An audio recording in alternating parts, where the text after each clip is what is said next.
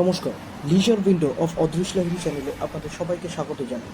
আজ 6 এপ্রিল 2024, আর এখন আমরা ভদ্রকের কাছে একটি জায়গায় দাঁড়িয়ে এই সুন্দর সূর্যাস্ত উপভোগ করছি। সময় হচ্ছে ঠিক 5:15।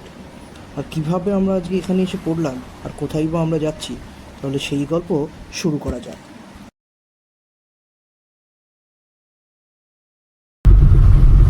Hello friends, welcome to the new episode of my channel.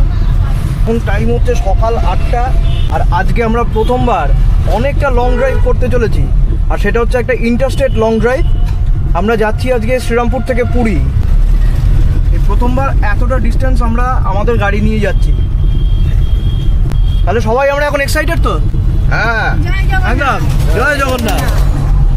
বেলু মোড় থেকে উঠে পড়লাম দিল্লি রোডে। এখন আমরা যাচ্ছি ডানকুনির উদ্দেশ্যে। সেখান থেকে আমরা নিয়ে নেব বোম্বে রোড। বোম্বে রোড দিয়ে আমরা প্রথম স্টপ করব আজকে কোলাঘাটে। কোলাঘাটে গিয়ে আমরা ব্রেকফাস্ট করব। কয়েকটা জায়গা আমরা যেখানে স্টপ করব বলে ঠিক করেছি, সেটা হচ্ছে কোলাঘাট, তারপরে হচ্ছে ডেবরা টোল প্লাজা, তারপরে বালাসোর, ভদ্রক, তারপরে যদি সম্ভব হয় আমরা চলে যাব কটক পর্যন্ত। আর এর মাঝখানে যেখানে প্রয়োজন হবে আমরা সেখানে রেস্ট নেওয়ার জন্য দাঁড়াবো।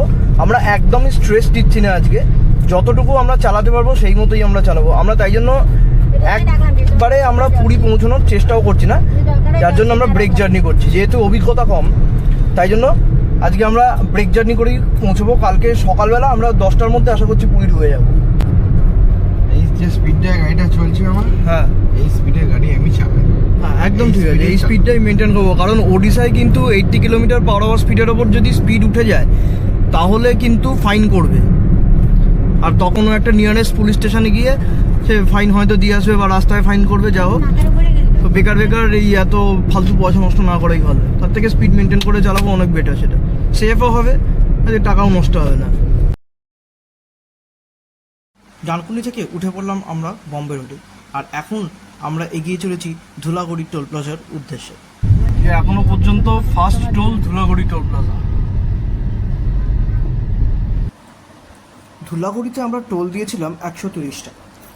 NH-16 বা চেন্নাই রোডে আমরা কিভাবে উঠলাম সেটা নিয়ে বিস্তারিত আলোচনা করেছিলাম মাতা বর্গভীমা মন্দিরের ভিডিওটিতে। আপনাদের অনুরোধ করব সেই ভিডিওটি আরেকবার দেখে নিতে। এখন চলে এসেছি রূপনারায়ণ নদীর ওপরে সেই বিখ্যাত কোলাঘাটের ব্রিজে। দারুণ দেখতে লাগছে আজকে এই ব্রিজটাকে। এখন কোলাঘাট পৌঁছে গেছি। কোলাঘাটে এসে হোটেল রয়্যাল বেঙ্গলে আমরা দাঁড়িয়েছি আজকে ব্রেকফাস্ট করতে। ভয়ঙ্কর গরম, এখন প্রচণ্ড গরম। এপ্রিল মাসেই এরকম গরম হলে মে মাসে জানি না কী অবস্থা হবে। এখন একটা প্রচণ্ড তাপ চলছে, বেশিক্ষণ দাঁড়িয়ে থাকা যাচ্ছে না। আমরা ঢুকে যাবো এবার। এখন আমরা কোলাঘাট থেকে ব্রেকফাস্ট করে চলে এলাম খড়গপুরের দিকে এগোচ্ছি আমরা। এখনও আমাদের কটক, আগে আমরা ঠিক করেছি কটকেই থাকবো। তো কটক যেতে গুগল বলছে এখনও 6 ঘন্টা 19 মিনিট টাইম লাগবে।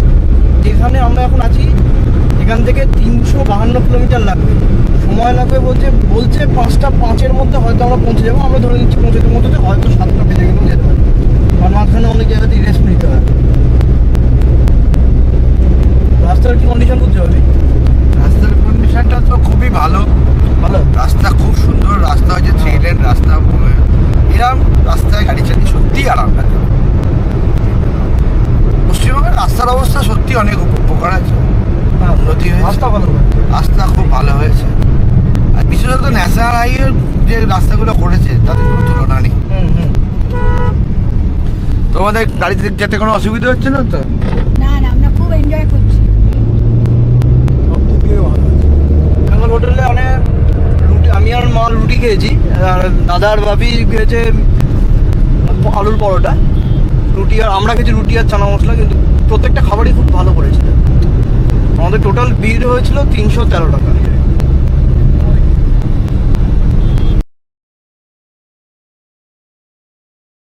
এখানে রাস্তাটা একটা শার্প বেন্ড নিয়ে একটা নদীর উপর দিয়ে আমরা যাব। এইখানে হচ্ছে কংসাবতী নদী বা কাঁসাই নদী। কংসাবতী নদী ঠিক এইখান থেকে শুরু হচ্ছে, আর এর তীরেই রয়েছে সেই বিখ্যাত ক্ষীরাই, যেখানে ফুলের চাষ হয়। ঠিক এই জায়গা থেকে বম্বে রোড আর চেন্নাই রোড আলাদা হয়ে গেল। আমরা চলে যাচ্ছি সোজা চেন্নাইয়ের দিকে, আর ওপরের ব্রিজটা দিয়ে চলে যাওয়া যাবে বম্বের দিকে। এইখানে যে জায়গাটা দিয়ে যাচ্ছি, এখানে মনে হলো একটা এমার্জেন্সি ল্যান্ডিংয়ের জন্য একটা এয়ার স্ট্রিপ করা রয়েছে, হয়তো কোনো সময় এটা ইউজ করা হতে পারে। এখন রয়েছি বেলদার কাছে, ডান দিকে নেমে গেলে আমরা চলে যেতে পারবো বেলদার দিকে। এখন যাচ্ছি জলেশ্বরের দিকে। আমরা জলেশ্বরের কাছে চলে এসেছি, এবার আমরা ওড়িশা বর্ডার ক্রস করব। এই মুহূর্ত থেকে আমরা ওড়িশা বর্ডার ক্রস করলাম এইখানটা, অন্তত গুগল ম্যাপ তাই বলছে।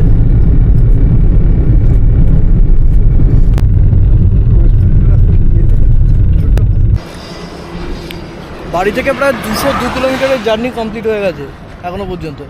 জলেশ্বর টোল থেকে একটু এগিয়ে এসে এখানে একটু রেস্ট নেওয়া হলো। জায়গাটা হচ্ছে একদম এইরকম সবুজ মাঠে ঘেরা, সামনে কিছু কনস্ট্রাকশন রয়েছে, কিন্তু প্রচণ্ড গরম, খুব কষ্ট হচ্ছে। গরম হাওয়া চলছে। জলেশ্বরের পর আমাদের গন্তব্য এবার বালাসোর, আর এইবারেই শুরু হয়ে গেল সেই কুখ্যাত ডাইভারশন আর তার সঙ্গে প্রচণ্ড খারাপ রাস্তা। ওড়িশাতে ঢুকেই এখানে একটা জিনিস মাথায় রাখতে হবে, আমাদের স্পিড লিমিট যেন কোনোভাবে 80 কিলোমিটারের ওপরে না ওঠে। আমরা তাই ঠিক করেছি এই রাস্তাতে আমরা 60 কিলোমিটার পার আওয়ার স্পিডের বেশি তুলব না। এই সময় খুব খিদে পেয়ে গেছিল, কিন্তু রাস্তায় দুধারে কোথাও দোকান পেলাম না। এইভাবেই আমরা চলে গেলাম বালাসোরে। আশা করছি বালাসোরে দোকান পাবো। এই নদীর নাম বুড়া বালুঙ্গা অথবা বুড়িবালাম নদী। 1915 সালের 9ই সেপ্টেম্বর বাংলার বিপ্লবী বাঘাযতীন ও ব্রিটিশ পুলিশের মধ্যে একটি যুদ্ধ হয়। বাঘাযতীনের সঙ্গে যে 4 জন অনুগামী এই যুদ্ধে শহীদ হয়েছিলেন তারা হলেন চিত্তপ্রিয় রায়চৌধুরী, মনোরঞ্জন সেনগুপ্ত, ধীরেন দাশগুপ্ত এবং জ্যোতিষ পাল। এই যুদ্ধ ইতিহাসের পাতায় বুড়িবালামের যুদ্ধ নামেই পরিচিত। আমাদের চ্যানেলের পক্ষ থেকে এই সমস্ত বিপ্লবীদেরকে আমরা সশ্রদ্ধ প্রণাম জানাচ্ছি। এখন আমরা আছি ওড়িশার হলদিপাড়া অঞ্চলে। এর আগে একটা জায়গা গেলাম, ওই জায়গাটার নাম হচ্ছে রূপসা। নামগুলো কিন্তু বেশ সুন্দর সুন্দর।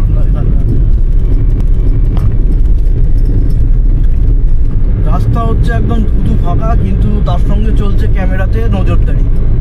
তাই আমরা ইন্ডিকেটারলি 60 কিলোমিটার পার আওয়ার স্পিডে যাচ্ছি। কোনো রকম তাড়াহুড়ো নয়, কোনো রকম বেশি স্টান্টবাজিও নয়। এই রাস্তায় 60 স্পিডে গাড়ি চালানোটা, আর এই রাস্তায় 60 স্পিডে এই মেনটেন করাটা বিশেষ করে খুব কষ্টকর। আপনি চালাতে চালাতে হঠাৎ স্পিড বেড়ে গেল, যে কোনো মুহূর্তে ফাইন করতে পারে। বোঝাও যাচ্ছে না কোথাও কেউ স্পিড গান নিয়ে বসে আছে কিনা। তাই 60 kilometre per hour speed maintain করেই চলছে। যদিও কিন্তু লোকাল যে গাড়িগুলো আছে তারা কিন্তু কেউ এই নিয়ম মানছে না, তারা কিন্তু হুড়ুর করে বেরিয়ে যাচ্ছে। আমরা এখন চলে এসেছি ভদ্রকের কাছে। এইখানে বাঁদিকে যে তোরণটি দেখা যাচ্ছে, সেই সার্ভিস রোড দিয়ে চলে গেলে আমরা চলে যাব ভদ্রক শহরের মধ্যে, আর সোজা চলে গেলে ভদ্রক শহরকে বাইপাস করে আমরা চলে যাব কটকের দিকে। আমরা সোজাই চলে যাচ্ছি। এখানে বলে রাখি, বালাসোরে কিন্তু লাঞ্চ করার জন্য বেশ বেগ পেতে হয়েছিল। যে কোনো জায়গায় খাবার একদমই অ্যাভেলেবেল ছিল না। যেহেতু রাস্তা তৈরি হচ্ছে, তাই বহু দোকান থাকা সত্ত্বেও আমরা সেই দোকানে ঢুকতে পারছি না, যেহেতু এতভাবে মাটি খুঁড়ে স্তূপ করে রাখা হয়েছে। তাই অনেক দূরে গিয়ে আমরা খাবার জায়গা পেয়েছিলাম, যদিও খাবার ছিল অসাধারণ। আমাদের টার্গেট ছিল 5টার মধ্যে পৌঁছবো ভদ্রক, 5টার মধ্যে পৌঁছে গেছিস। ঠিকঠাকই আছে। প্রায় 2 ঘন্টা গাড়ি চালিয়ে এবারে আমরা এই রাস্তার একটি ধারে দাঁড়িয়ে পড়েছিলাম। দাঁড়িয়ে দাঁড়িয়ে উপভোগ করছিলাম সেই সুন্দর সূর্যাস্ত। তারপর যেহেতু অন্ধকার হয়ে গেল, তাই আর বেশি শুটিং করা যায়নি। তাই আমি আবার পরের দিন থেকে শুটিং শুরু করছি। Good morning from Cuttack. গতকাল রাত্রিবেলা আমরা কটকে একটা হোটেলে স্টে করেছিলাম। আজ সকালে আবার কটক থেকে বেরিয়ে পড়েছি। এখন টাইম হচ্ছে 7:41। আমরা এখন মহানদী ক্রস করে আমরা চলে যাব ভুবনেশ্বরের দিকে। উঠে পড়লাম মহানদীর উপরে। মহানদীতে এখন দেখতে পাচ্ছি একদমই জল নেই, মাঝখানে অনেক গাছ গজিয়ে আছে। হয়তো বর্ষাকালে এই নদী একেবারে ফুলে ফেঁপে উঠে থাকবে। মহানদীতে যেতে যেতে আপনাদের সঙ্গে কিছু কথা শেয়ার করে রাখি। আগের দিন আমরা কটক ঢুকেছিলাম রাত্রি 8টার সময়, কিন্তু হোটেল পেতে পেতে আমাদের সময় লেগে যায় রাত্রি 9টা পর্যন্ত।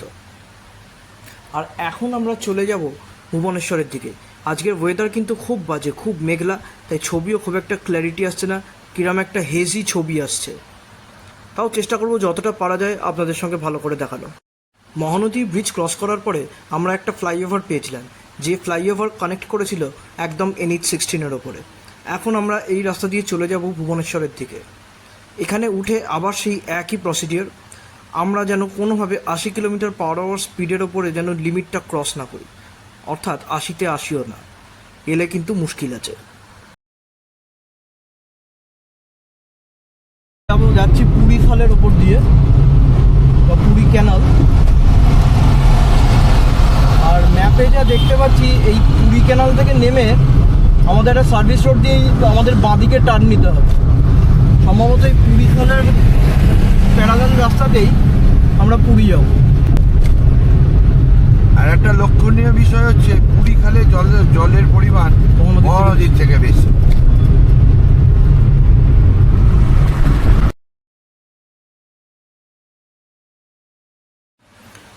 সামনের বোর্ডে লেখা আছে এখান থেকে পুরীর দূরত্ব 68 কিলোমিটার্স।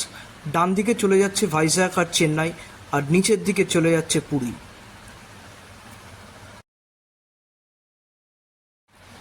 সামনের এই মোড়টা থেকে আমরা বাঁ দিকে বেঁকবো, বাঁ দিকে বেঁকে আমরা চলে যাব এবার পুরীর দিকে।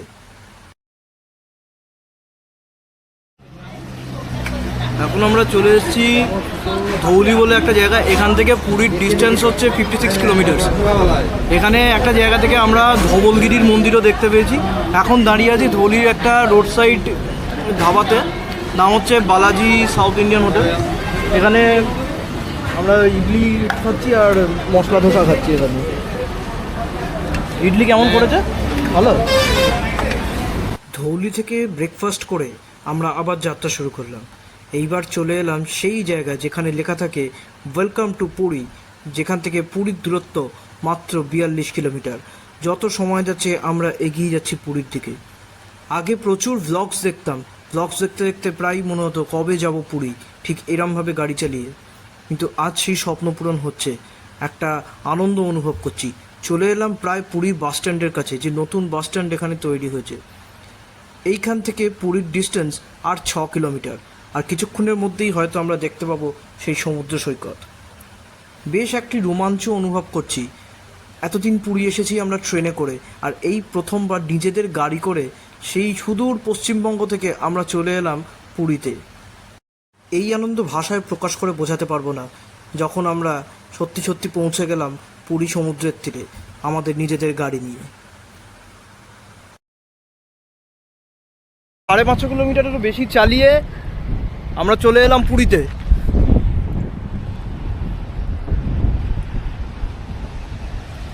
অসাধারণ অসাধারণ।